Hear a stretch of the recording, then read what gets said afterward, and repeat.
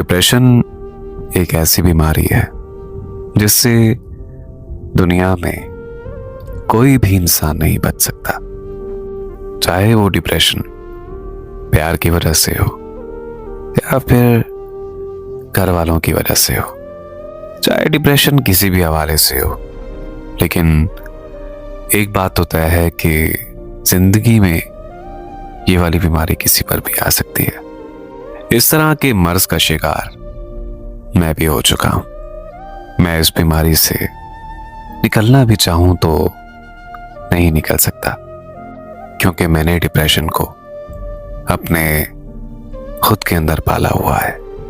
कभी कभी मैं बहुत ज्यादा खुश तो कभी महीनों में उदास रहता हूं, क्योंकि जब मुझे अपनी जिंदगी में किसी की जरूरत थी तब तो वो मुझे सारे छोड़ गए। फिर मैंने उसको अपना दोस्त बना लिया।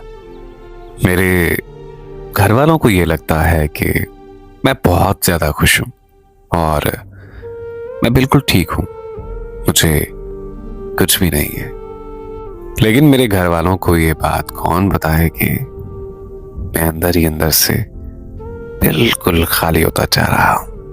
सबको अपनी जिंदगी में अपनी अपनी पड़ी हुई है, हर कोई अपनी जिंदगी में मसरूफ है।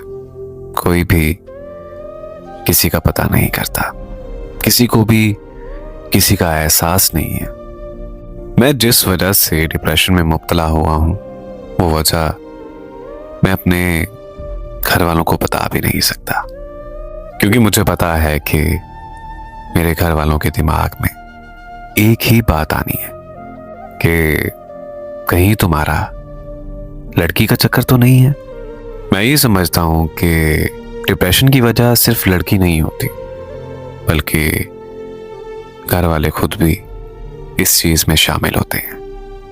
हम लड़के अगर किसी से सच्ची मोहब्बत कर लें तो यहां तक आ जाते हैं। मैं ये नहीं कह रहा कि ज़हनी डिप्रेशन का शिकार सिर्फ लड़के होते हैं।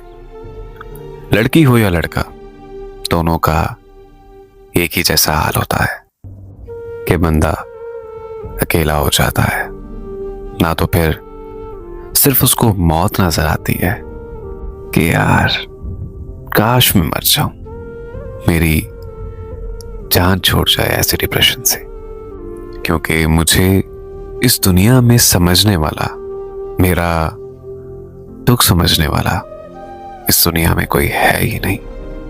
हर इंसान को अपनी अपनी पड़ी हुई है। मैं भी इस डिप्रेशन जैसी बीमारी का शिकार हो चुका हूं, और जहां तक मुझे लगता है कि अगर यही हाल रहा तो मैं बहुत जल्द इस दुनिया से चल बसूंगा। मैं मर गया हूं, मैं जी रहा हूं, मैं परेशान हूं, मैं डिप्रेशन में हूं। मुझ पर चाहे 100 आफतें आ जाएं, लेकिन किसी को मेरे बारे में घंटा भी फर्क नहीं पड़ेगा। इसीलिए मेरी सबसे एक रिक्वेस्ट है कि अगर कोई ऐसा मिले ना, तो उसे गहराई से समझो, फजूल का उसे समझाने ना बैठ जाओ। उसे समझो, उसे वक्त दो, वो खुद निकल आए।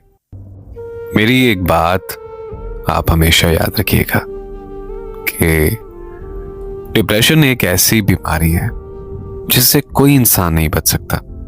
अगर आप इस जैसी बीमारी में मुब्तला हो जाते हैं तो डिप्रेशन से कोई आसानी से निकल नहीं सकता।